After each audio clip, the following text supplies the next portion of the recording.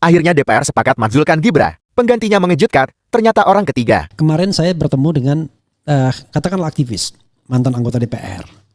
Dia bercerita, ya walau alam, mengatakan bahwa sebenarnya sudah sepakat yang namanya pembicaraan mengenai pemakzulan ini. Sudah sepakat. Hanya memang, ini ada dua orang yang bicara ya. Hanya memang yang belum disepakati itu adalah siapa yang akan menggantikan. Nah, siapa yang akan menggantikan ini sebenarnya ya terdiri dari putra-putri mahkota saja. Intinya dari orang-orang yang ayah atau ibunya pernah menjadi presiden itu ya. Tapi rupanya tetap ada penolakan. Kalau dimajukan bidak A ya kan, ada penolakan. Diajukan bidak B atau bidak P ada penolakan. Tidak ada yang tidak ada penolakan. Nah, tiba-tiba justru yang melejit adalah sosok lain. Sosok lain yang di luar A dan P. Sosok lain itu adalah katakanlah D misalnya. Yang dianggap selama ini workable. Dianggap sosok ini yang bisa menjahit dan menjembatani. Walaupun kalau kita bicara gosip-gosip lagi dan paruh analisis politik. Sosok ini pun sebenarnya kalau ibarat persaingan siapa yang ingin dekat dengan presiden, sosok ini ya salah satu sayap lah. Kalau misalnya sayap itu ada dua, ini salah satu sayap.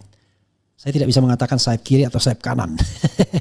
Yang jelas ini salah satu sayap dari kekuatan Prabowo hari ini. Hanya memang sepertinya hari-hari ke depan butuh verifikasi soal ini. Karena politik itu kan bukan panggung depannya yang paling hot, tapi panggung belakangnya. Nah, panggung belakangnya ini ya tentu hanya bisa kita dapatkan dari informasi bawah tanah dalam tanda kutip dan juga analisis-analisis politik yang masuk akal. Cuman pertanyaan kembali adalah sosok siapa yang acceptable.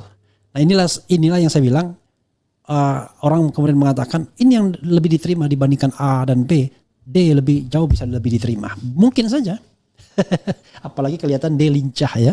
Dan tentu resourcesnya banyak juga, not only political resources, but also financial resources. Itu yang paling penting. Financial resources itu yang penting. Tapi hati-hati juga, kita tidak ingin negara kita terjebak kembali pada oligarki yang tidak sehat bagi politik dan ekonomi Indonesia. Jadi kalau ada pergantian dan lain sebagainya, let the process itu berlangsung secara demokratis ya. Misalnya Prabowo Subianto memilih orang-orang yang memang betul-betul workable bagi bangsa ini, bukan hanya menjadi katakanlah menjadi juru bicara under table. Kita tidak ingin bahwa apapun yang terjadi itu selalu under table, melibatkan negosiasi, apalagi uang dan lain sebagainya.